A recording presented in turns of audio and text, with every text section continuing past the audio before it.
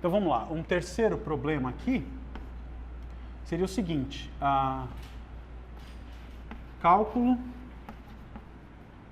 da área de uma circunferência.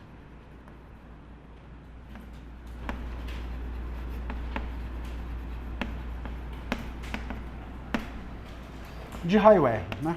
Claro. Então, circunferência sempre é uma coisa muito chata da gente desenhar, né? Elas ficam sempre com cara de ovo. Tá, então aqui você está vendo uma circunferência perfeita de raio R, como todas que eu vou desenhar ao longo do curso, né? E aí a gente tem aqui, vamos dizer, o centro. Você concorda que você sabe inscrever um triângulo dentro dessa circunferência, um quadrado, um pentágono, etc. E o que você percebe, né? Se você bota, por exemplo, alguma coisa tipo um hexágono, vai? Não está lá essas coisas, mas faz de conta que você está vendo aqui um hexágono regular inscrito numa circunferência. Você concorda que a área do hexágono a gente consegue calcular como a soma da área de 6 triângulos, né? Certo? E ela é uma área que é menor que a área da circunferência porque ela omite, por exemplo, todo esse setor aqui. Qual que é um jeito de melhorar essa aproximação para a área? Se você, por exemplo, dobrar o número de lados e fizer então um dodecágono, né? Aí você teria então 12 triangulinhos, eu vou me ater somente a um deles aqui. Tá certo? E aí eu poderia então fazer o quê? Somar as áreas de todos esses triângulos para obter uma aproximação para a área da circunferência. E quanto maior for o meu número de lados no polígono, mais próximo do valor exato vai ser. Então vamos lá. Se eu dividir a circunferência em... Se eu construir um polígono de n lados nessa circunferência, quantos triângulos eu vou ter? N. E, portanto, esse ângulo aqui, quanto que é? 360 sobre n, a gente vai combinar daqui para frente, só falamos ângulos em radianos, tá? O motivo também eu vou deixar mais para frente, vai ficar bem claro. Então, esse ângulo é 2π sobre n, tá certo? E se eu pegar a bissetriz dele, que bate exatamente com a altura em relação ao outro lado, porque esse triângulo é isósceles, tá? O que vai acontecer? A gente vai ter um triângulo retângulo aqui, tudo bem? E quanto que vale esse ângulo? O total que está ali é 2π sobre n, essa é metade, é π sobre n, né? Isso. Então nós temos aqui esse lado aqui é um raio. Quanto que é? Você consegue me dizer? Quanto que é a área desse triangulinho aqui? É um triângulo retângulo, né? Então você tem a base e a altura dele de graça, né? Então vai ser o que? A área vai ser o produto desse lado com esse outro lado aqui, que é a altura. E quanto que mede cada um deles? Por exemplo, quanto que é esse lado aqui? R vezes o cosseno do ângulo. E esse outro lado aqui é R vezes o seno desse ângulo. Tá certo? Então a nossa área ali vai ficar quanto? Isso. Então vamos dizer, a área, dependendo de n, né? Porque eu fiz a divisão em n lados, vai ser quanto? R vezes cosseno de π sobre n, vezes R, seno de π sobre n, tá? Isso é a área de um dos triangulinhos. Teria que dividir por 2. Aí, a área desse triângulo que está desenhado aqui é o dobro disso, tá certo? E quantos desses triângulos grandes que eu tenho desenhados aí eu vou ter na figura? N, tá certo? Então, essa é a nossa área em termos de N. Vamos melhorar um pouquinho essa expressão. A gente vai ter N... R ao quadrado, quanto que é cosseno de um ângulo vezes seno do outro? Isso. Lembra daquela fórmula, né? Seno de 2x, 2 seno x cosseno x, né? Eu tenho esse carinha aqui naquela expressão, então eu vou ter seno do dobro do ângulo sobre 2. Tá? Esse aqui eu já cortei, né? Tudo bem? Certo? Qualquer dúvida, vocês, por favor, perguntem. Estou vendo alguém com uma cara de dúvida aí que não está se manifestando. Vamos lá. Então, eu vou tentar arrumar isso de um jeito um pouquinho melhor para o que a gente vai aprender daqui a pouco, que é o tal do limite trigonométrico fundamental. Eu vou tentar escrever isso como sendo r² vezes π vezes seno de 2π sobre n, multipliquei por π, vou dividir por π, tá certo? E esse n que está no numerador eu vou passar aqui para o denominador. Tá? Então veja, nós combinamos, pareceu bem razoável acreditar que quanto maior fosse o número de lados do meu polígono, mais próximo da área da circunferência eu estaria, né?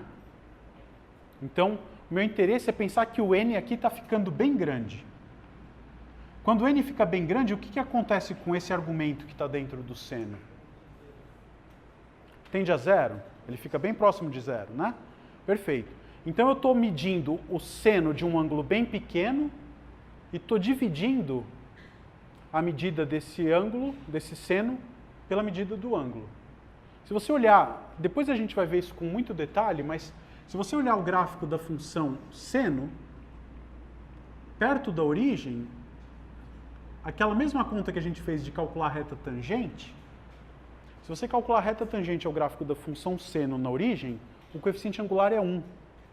Isso quer dizer que a reta que aproxima o seno de x perto da origem é a reta y igual a x. Ou seja, para valores muito próximos de zero, seno de x e x são valores muito parecidos. Então, quando o n é muito grande, isso aqui está muito próximo de zero, eu estou calculando o seno desse cara por ele mesmo. Então, esse número aqui, eu estou dividindo o seno de um ângulo por ele mesmo, e esse ângulo é bem pequenininho. Então, por aquela consideração que a gente vai ver com detalhes depois, isso aqui fica cada vez mais próximo de 1. Tá? Se o n cresce arbitrariamente. Então, o que a gente percebe? Que se o n cresce arbitrariamente, a área do polígono de n lados com n bem grandão tende, isso aqui vai virar uma coisa bem próxima de 1, vai se aproximar de π vezes r², que é a área da circunferência. Tá? Então, um dos objetivos nessa primeira parte do curso é, por exemplo, mostrar que seno de x dividido por x fica bem próximo de 1 quando x é bem próximo de zero. Posso fazer essa conta quando x é igual a zero? Não, porque tem um x no denominador. Mas bem perto de zero eu posso estudar. Tá? Então, esse é um terceiro problema que a gente vai ter, que está aparecendo aí, a coisa do conceito do limite, né? Eu estudar uma situação hipotética, potencial, de um limite, que é o que a gente vai fazer. Então, veja, os três problemas têm como base comum isso, né? Calcular reta tangente é uma situação de aproximar dois números arbitrariamente. Calcular uma área embaixo de um gráfico é aproximar as divisões dos intervalos ficarem com tamanhos cada vez menores. Então, todos esses são conceitos de limite que a gente está tratando. Então, esse é o ponto onde a gente vai começar o curso a partir da próxima aula.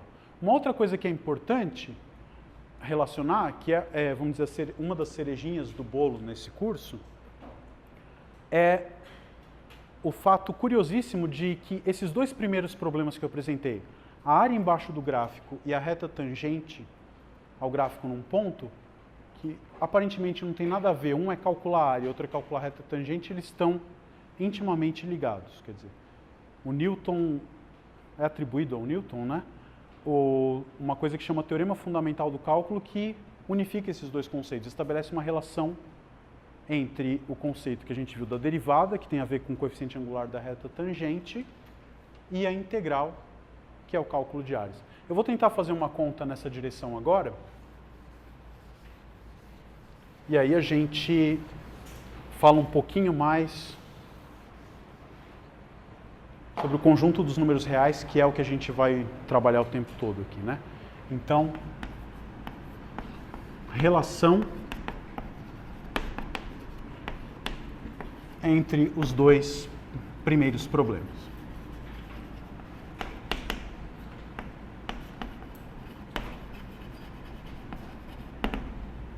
Tá, eu vou usar exatamente a mesma função, que é para a gente não ficar reinventando a roda o tempo todo, né? Então, na hora de calcular a área, a gente calculamos a área da parábola entre 0 e 1, tá certo? Foi isso que nós fizemos, né? Você concorda que esse número 1, ele podia ser móvel, eu podia querer calcular entre 0 e 2, entre 0,5, entre 0 e qualquer outro número, até negativo, tá certo? Então, eu poderia tentar fazer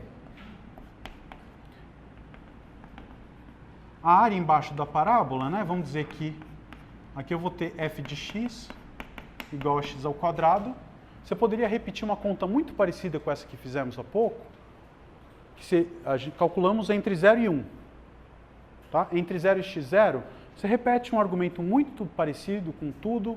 O que vai acontecer é que o tempo todo vai ter um x0 multiplicando lá, e a gente vai ter que a área embaixo do gráfico da parábola entre 0 e x0 vai ser x0 ao cubo sobre 3.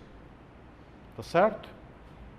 Então, essa área aqui é x0 ao cubo sobre 3. O que você pode fazer? Eu posso fazer esse número x0 passear, e aí para cada valor de x0 eu vou ter uma área diferente. O que é isso? Uma função, que para cada valor de x, me devolve a área embaixo da parábola de 0 até x. Então eu tenho a função fão, vamos dizer, de R em R, tá? Que para cada x associa um número x ao cubo sobre 3. O que ela representa geometricamente? É a área entre 0 e x sob o gráfico. Vamos escrever isso melhor, né? A área sob o gráfico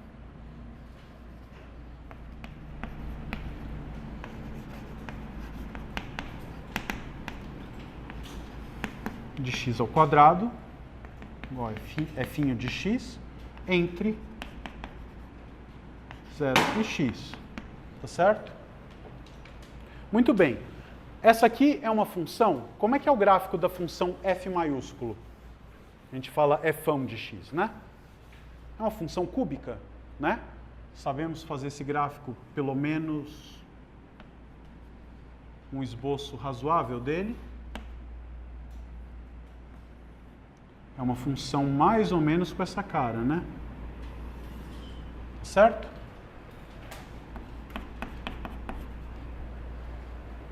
Muito bem. Qual que é a pergunta natural? Qual era o problema número 1 que a gente tinha? Calcular a reta tangente. Eu tenho o gráfico de uma função aqui. Por que eu não posso pegar um ponto x0 e calcular a reta tangente ao gráfico nesse ponto?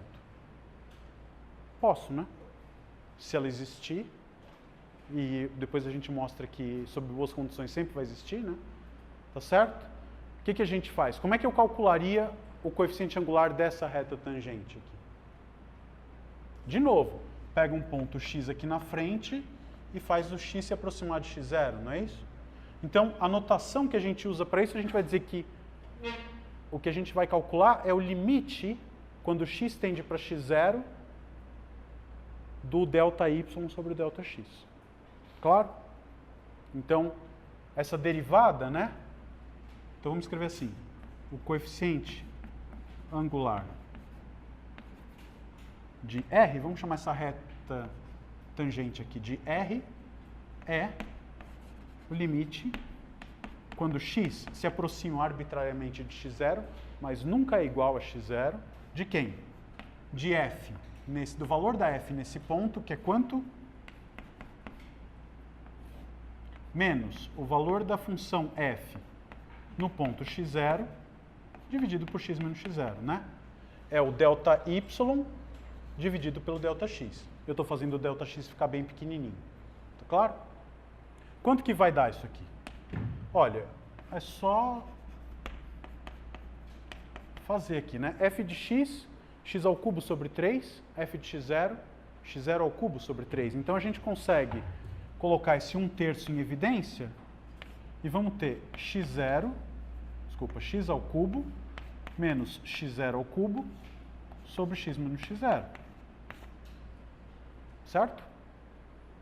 Muito legal. Pergunta, dá para você tentar fazer essa conta de um jeito rápido? Sim, essa expressão não está definida no x igual a x0, né? Não posso botar x0. Dá para a gente tentar fatorar, né? Aqui você tem uma diferença de cubos, e aí tem aquele exercício da lista 0, que tem um monte de fatorações para você treinar. Como é que fica isso?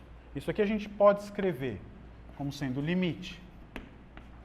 Quando x tende para x0, esse cara, a gente, bom, tem um 1/3 ali, eu posso tirar um x menos x0 em evidência, o que que sobra? X ao quadrado mais x vezes x0 mais x0 ao quadrado. Ficou apertadinho aqui, desculpa. Sobre x menos x0, tá certo? Como x tende a x0, mas nunca é igual, porque senão, de novo, eu não teria reta, é bom você estar sempre com essas coisas na cabeça. Eu posso cancelar esses dois caras, isso aqui vai ficar o quê? Limite, quando x tende para x0, de 1/3 de x ao quadrado mais x vezes x0 mais x0 ao quadrado. Olha, aqui, depois a gente vai ver isso com todo o detalhe necessário, mas quando x está perto de x0, x ao quadrado se aproxima do quê? De x0 ao quadrado. Aqui também, né? x0 ao quadrado e aqui já é x0 ao quadrado. Então eu vou ter 3x0 ao quadrado sobre 3. Isso dá x0 ao quadrado. E quem que é x0 ao quadrado? É o f de x0. Ou seja, o que a gente pode extrair disso, né? Essa coisa que a gente calculou, esse coeficiente angular da reta tangente, ele te diz o quê? O que o coeficiente angular de uma reta te conta em geral? O quanto inclinada essa reta está, mas do ponto de vista de cálculo, esse número é a proporção entre a variação do deslocamento do eixo y em relação ao eixo x. Então, uma reta de coeficiente angular 2 quer dizer o quê? Que se eu andar uma certa quantidade no eixo x, o valor lá em cima vai se alterar o dobro desse comprimento. Então, essa inclinação, ela está medindo, de certo modo, o quanto essa função f tende a variar conforme eu perturbo o valor x0 aqui. O que ele está me dizendo, essa conta está me dizendo? Essa f1 de x não é a área? É. Então, o que eu vou extrair como informação? Isso quer dizer que se eu variar um pouquinho o x0, a taxa de variação da área em relação a essa variação do x0 é exatamente o valor da função original. Tá? Isso é o que é o teorema fundamental do cálculo. A taxa de variação da área embaixo do gráfico, num ponto, é proporcional ao valor da função naquele ponto. Tá claro? Essas são as coisas que a gente vai ver num futuro ao longo desse semestre, né? Essa coisa que eu falei é, por exemplo, o último tópico do curso, um dos últimos tópicos. Tá? Ainda hoje, eu acho que era legal a gente tentar falar um pouquinho sobre o objeto de estudo, né? Básico. A gente está estudando funções de R em R. Era bom a gente conhecer algumas propriedades não tão comumente vistas na escola sobre os números reais. Então pode ser que fique um pouquinho técnico demais, talvez não esteja muito no escopo de um curso de cálculo, mas acho que é importante, pelo menos você saber que isso existe e eventualmente consultar a literatura depois, se for necessário, né? Então, o que a gente pode pensar? Do ponto de vista de conjuntos numéricos, a gente conhece o conjunto dos números naturais. Você acredita na existência desse conjunto, né? Tem uma construção matemática formal para isso e tudo mais, mas tem lá o conjunto dos números naturais que você sabe operar com eles de alguma maneira. Você sabe somar números naturais, você sabe que nem sempre dá para subtrair dois números naturais, no sentido de que o resultado é um elemento estranho ao conjunto. E aí, por algum motivo, você tem também o conjunto dos números inteiros, que é construído a partir dos números naturais, uma coisa um pouquinho técnica. E aí você tem o direito de fazer o quê? Somas e subtrações. Multiplicação é uma abreviação de somas e subtrações, tá certo? Mas não dá para fazer contas de divisão, né? Quer dizer, a divisão exata entre dois números inteiros não precisa ser um número inteiro. Então, para falar dos números reais, a gente vai partir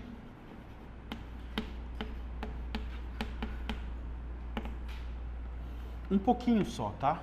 Também não vou me alongar muito nisso. A gente tem o conjunto dos números racionais, todo mundo conhece, né? Vulgarmente conhecida como frações. O que são os números racionais? São quocientes da forma A sobre B, onde A e B são números inteiros, tá? B a gente pede que não seja zero, e por uma questão técnica, a gente pede que o MDC entre A e B seja igual a 1. O que quer dizer que o MDC entre A e B é 1?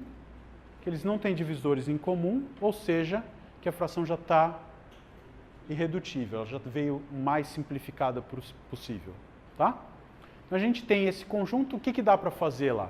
Se você pegar dois desses caras, a gente sabe somar, multiplicar, dividir, tá bom? E tem algumas propriedades interessantes que você perde quando você sai dos números inteiros para os racionais. Por exemplo, se você pega números inteiros, se você está num certo número inteiro, você sabe dizer imediatamente quem é o número seguinte e quem é o número anterior, né? Outra propriedade importante, isso é muito útil para você fazer rotinas, né? Fiz agora, vou passar para o próximo para resolver o próximo, quero resolver o próximo. Quando você está trabalhando com números inteiros, você pode fazer isso. Outra propriedade importante é, se você pegar qualquer conjunto de números inteiros que é limitado superiormente, por exemplo, isso quer dizer que tem um número que é maior do que todos os elementos do conjunto, ou em outras palavras, que ele não vai embora indefinidamente, todo conjunto de números inteiros desse tipo tem um elemento máximo, que é o maior elemento dentro do conjunto, tá?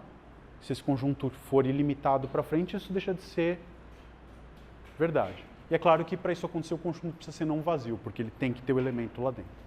Então, todo conjunto de números inteiros não vazio, limitado, superiormente, admite um elemento máximo. Essas duas propriedades, quando a gente está nos números racionais, vão embora, né? Por exemplo, se eu te pergunto, qual que é o menor número racional estritamente positivo? Essa pergunta pode ter uma resposta concreta ou pode dizer que não existe. Você acha que existe o menor número racional positivo? Zero não é positivo, tá? Isso é importante lembrar. O zero não é positivo nem negativo, tá? Quando você fala um número positivo, ele é estritamente maior do que zero, tá bom? Por que não tem o menor número positivo?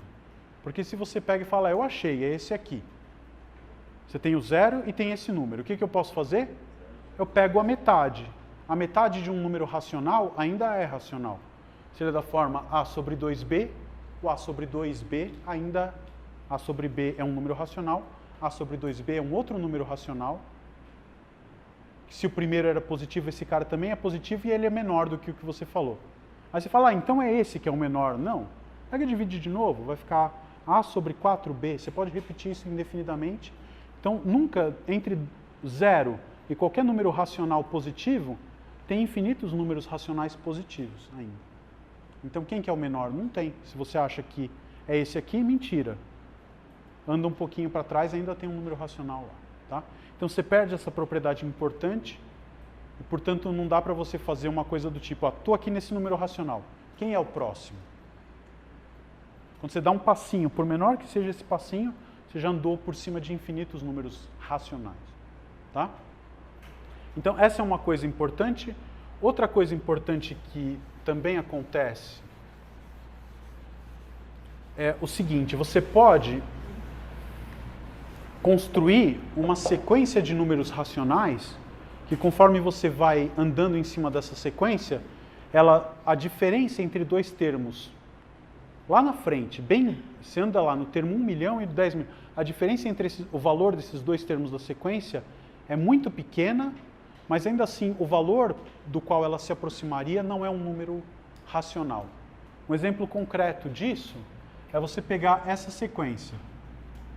Então, é uma sequência de racionais que não convergem. Mas, bom, isso é muito fácil de fazer, uma sequência de racionais que não convergem. Eu quero uma sequência de racionais que, lá na frente, quaisquer dois termos da sequência estão sempre muito próximos, mas ainda assim, esses números que estão próximos entre si não se aproximam de nenhum número racional, né? Então, você pode pegar a sequência desse jeito.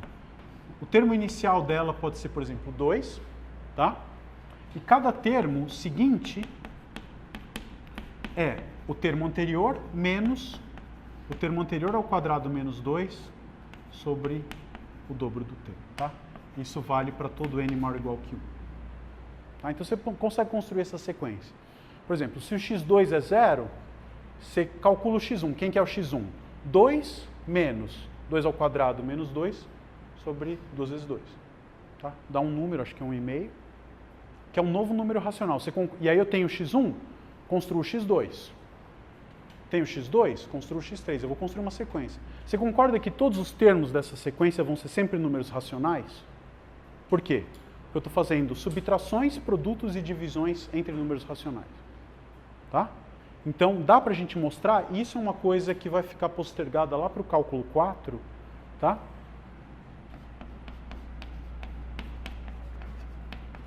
Mostra-se que seus termos se aproximam de um valor L, pertencente a R. Eu ainda não falei o que é o conjunto dos números reais, mas a gente está, de um ponto de vista informal aqui. O conjunto é um número real positivo, tal que L ao quadrado é igual a 2. Tá? Como você já viu o conjunto dos números reais na sua vida, você sabe quem é o L que eu estou falando aí. Qual é o único número real ao quadrado, número real positivo que é o quadrado da 2? Raiz quadrada de 2, né? Claro. Mas por que esse cara existe, para começar, né? Por que existe um número que é o número que é o quadrado da 2? A gente não sabe, tá?